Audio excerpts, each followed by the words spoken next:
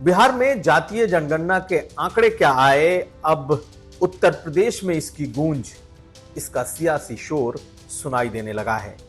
BJP खामोश है, उसे अपने बड़े नेताओं के इशारे का इंतजार है, लेकिन जो क्षेत्रीय दल हैं और बीजेपी के सहयोगी दल हैं, कैसे अब इस मुद्दे पर बीजेपी के से इतर अपना स्टैंड रख रहे हैं, हम आज ये समझेंगे।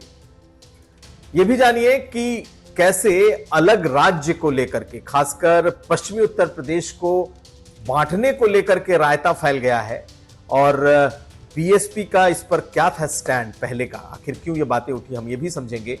और साथ साथ वरुण गांधी का वो बयान देखिए जिससे बीजेपी को एक बार फिर मिर्ची लगेगी। ये तमाम खबरें आज का यूपी में। नमस्कार, मैं हूं कुमार अभिषेक, आप देख रहे हैं यूपी तक। हम हाजिर अपने न्यूज शो आज का यूपी लेकर।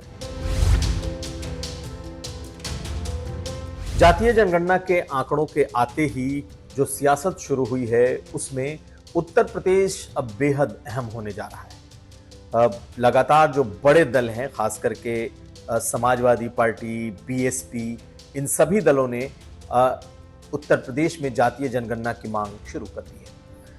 कांग्रेस पार्टी के पूर्व प्रदेश अध्यक्ष अजय लल्लू ने बाकायदा योगी आदित्यनाथ को इसके लिए खत लिखा है। देखिए ये खत, और उन्होंने जातीय जनगणना की मांग की है। दूसरी तरफ मायावती भी आज उसी तर्ज पर उन्होंने भी ट्वीट किया जिस तर्ज पर कांग्रेस पार्टी यानी राहुल गांधी और अखिलेश यादव इस मुद्दे पर एक दिखाई देते हैं, यानी कि 85-15 या फिर जिसकी जितनी भागीदारी उसकी उतनी हिस्सेदारी। ये इसी तर्ज पर आज मायावती का भी बयान आया और उन्होंने जातीय जनगणना की बात कही। आप ट्वीट्स में देख सकते हैं कि अखिलेश यादव के ट्वीट, मायावती के ट्वीट और वो खत जो कांग्रेस पार्टी की तरफ से पूर्व अध्यक्ष अजय लल्लू का है। राहुल गांधी का ट्वीट तो बिल्कुल साफ साफ अब 84 और 16 की बात कर रहा है। लेकिन हम आज बात कर रहे हैं उत्तर प्रदेश के वो क्षेत्रीय दल जो ओबीसी या फिर एमबीसी कहे, मोस्ट बैकवर्ड क्लास से आते हैं, या फिर वैसे दल जो बीजेपी के समर्थक हैं, पार्टी सरकार में हैं, समर्थन दे रहे हैं, यानी कि निषाद पार्टी, ओम प्रकाश राजभर की भारतीय सुहेलदेव पार्टी, अपना दल। ऐसे दलों का स्टैंड क्या है? तो सबसे पहले जो जनगणना के आंकड़े आए हैं उससे न तो ओम प्रकाश राजभर सहमत हैं और ना ही संजय निषाद, और दोनों ने आंकड़ों को लेकर के जातीय जनगणना कराए जाने के तरीके पर सवाल उठाया है, क्योंकि बिहार में राजभर जाति को बेहद ही कम तादाद में दिखाया गया है।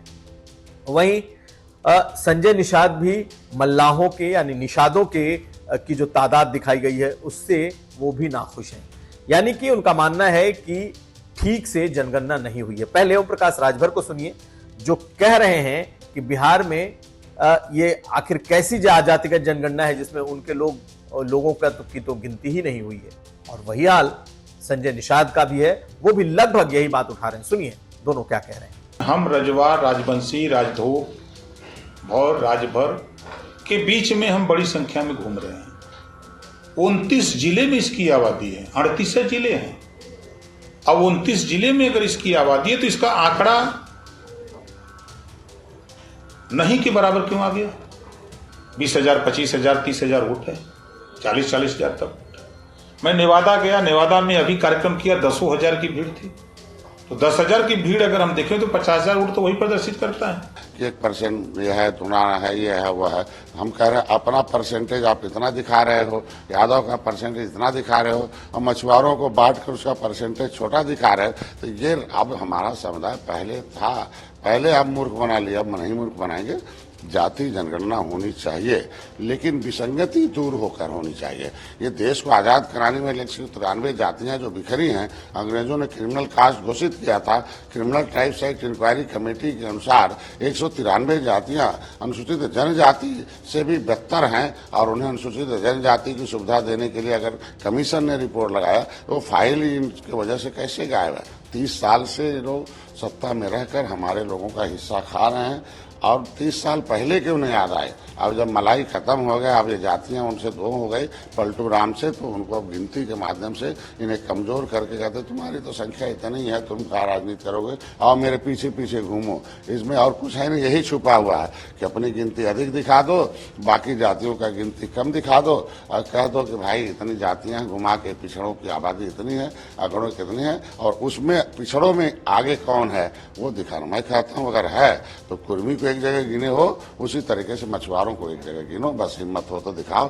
तो जातीय जनगणना का मामला कुछ इस कदर गर्मा रहा है कि अब बीजेपी बेशक खामोश हो, उस पर बीजेपी फिलहाल कोई क्लियर स्टैंड नहीं ले रही हो, लेकिन उनके सहयोगी दल अब पूरी तरीके से मुखर होते जा रहे हैं।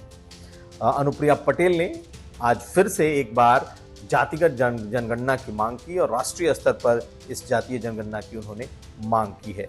यही मांग सभी सहयोगी दल अब बीजेपी से करने लगे हैं। बीजेपी के नेता खामोश हैं, खासकर प्रधानमंत्री ने जातीय जनगणना का जवाब अपनी एक चुनावी रैली में गरीबों के उत्थान से जोड़ा है। उन्होंने कहीं ना कहीं गरीबों के उत्थान की बात कही है और जातीय जनगणना का जवाब उनके मुताबिक ये गरीबों से बड़ी कोई जाति नहीं है। प्रधानमंत्री को भी सुन लीजिए और उसके पहले क्या है स्टैंड अनुप्रिया पटेल का, ये भी जान लीजिए। बिहार की बात नहीं करनी है, आप मुझसे यूपी की बात करेंगे। देश में आप बात देखिए, अपना दल ने हमेशा जातीय जनगणना की वकालत की है और संसद में हमने अपनी पार्टी का स्पष्ट रूप से पक्ष रखा है कि हम जातीय जनगणना के पक्षधर हैं और जातीय जनगणना समय की मांग है।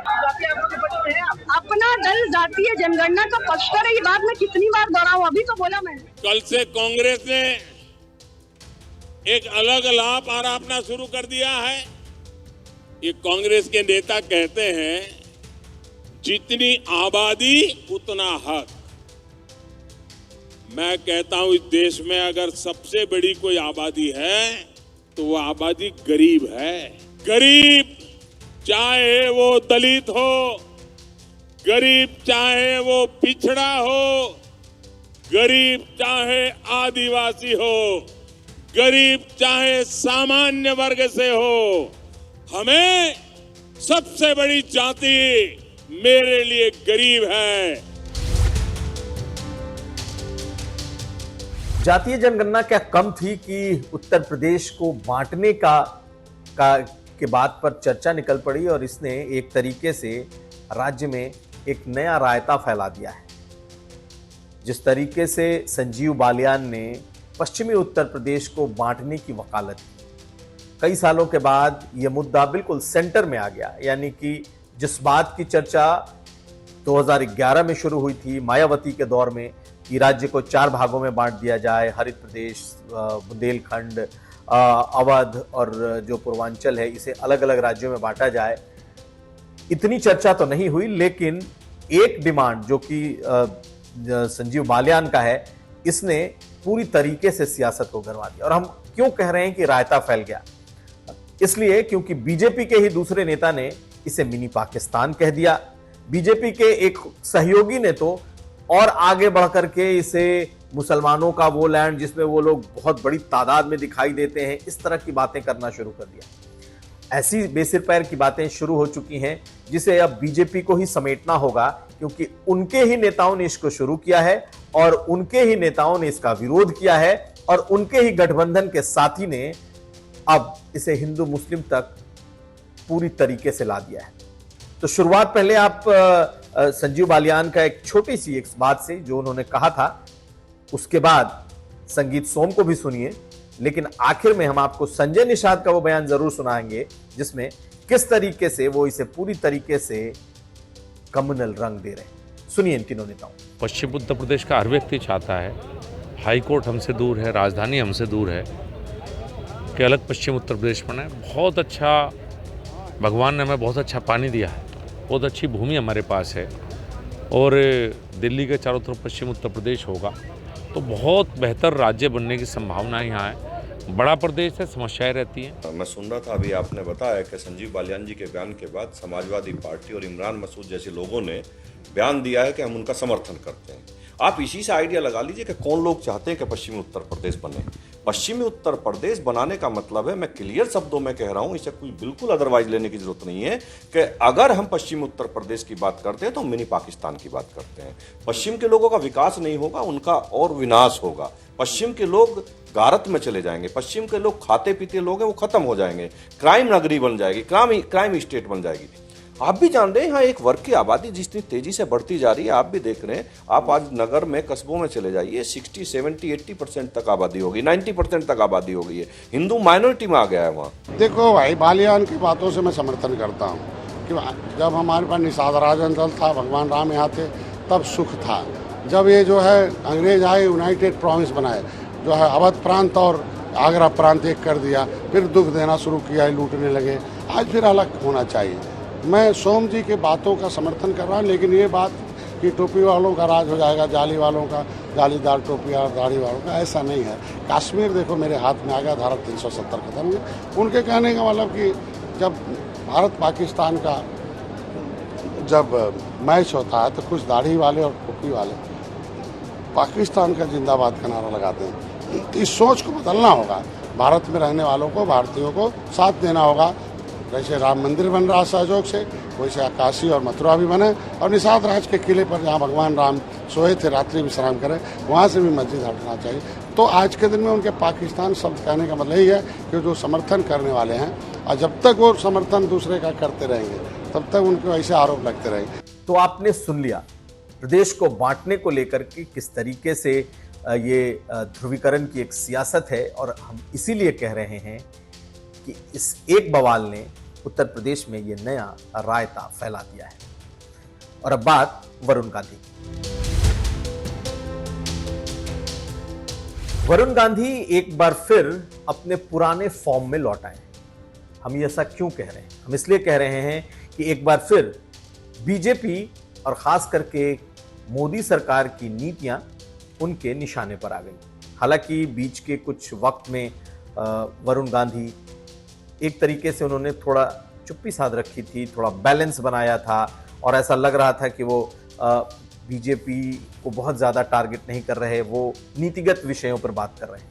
लेकिन 2 दिनों के अपने पीलीभीत यात्रा के दौरान जब उनका जन संवाद कार्यक्रम था, तो उन्होंने पहले दिन तो शांत रहना ही बेहतर समझा, लेकिन 2 अक्टूबर यानी कि कल उन्होंने अपने संवाद कार्यक्रम में प्रधानमंत्री मोदी की फ्रीबीज, खास करके गरीबों को दिए जाने वाले मुफ्त अनाज, आटा, चावल जैसे मुद्दों पर सरकार को खूब धो दिया। उन्होंने कहा कि सरकार नौकरियां नहीं दे रही और नौकरियां बचाकर उसके बदले लोगों को मुफ्त अनाज बांट रही है, और आने वाले समय में अभी ये 1 रुपए 2 रुपए के जो ये अनाज सरकार बांटेगी, ये चुनावी रेवड़ियां हैं और इसका चुनावी फायदा उठाएगी। सीधे सीधे ये अटैक प्रधानमंत्री मोदी के उन योजनाओं पर है जो फिलहाल गरीबों के लिए मुफ्त अनाज योजना चल रही है। उन्होंने दोनों सवाल खड़े किए, एक मुफ्त अनाज योजना पर, और दूसरा जिस करोड़ों नौकरियों की बात की गई थी कि इतनी नौकरियां सरकार देगी, इस पर भी वरुण गांधी ने सवाल उठाया। तो आप इन दोनों मुद्दों को सुन लीजिए।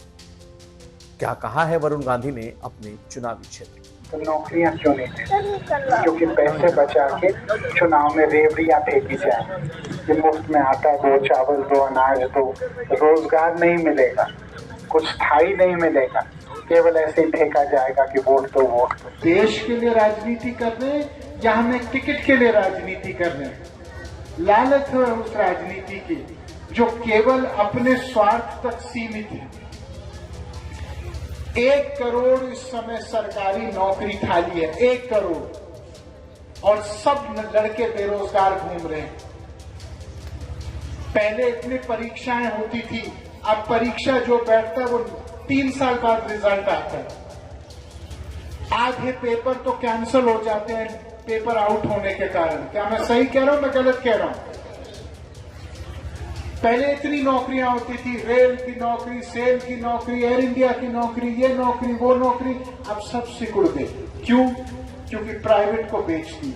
और प्राइवेट लाला जो होते हैं वो बड़े बड़े दिल्ली बंबई के लड़के को रखेंगे या किशनपुर के लड़के को रखेंगे। तो आपने सुना, बता दें कि वरुण गांधी यही नहीं रुके, उन्होंने बीजेपी के जो क्षेत्रीय नेता हैं उन पर खूब भड़ास भी निकाली है और एक तरीके से ये बीजेपी को संदेश भी दे दिया है कि वो किसी भी तरीके से ना तो मानने वाले हैं और ना ही मैनेज होने वाले हैं। अब आने वाले वक्त में बीजेपी क्या करेगी, इस पर तमाम नजरें टिकी रहेंगी। राजनीति में जो सबसे बड़ा गुण मैं मानता हूं वो ईमानदारी का है।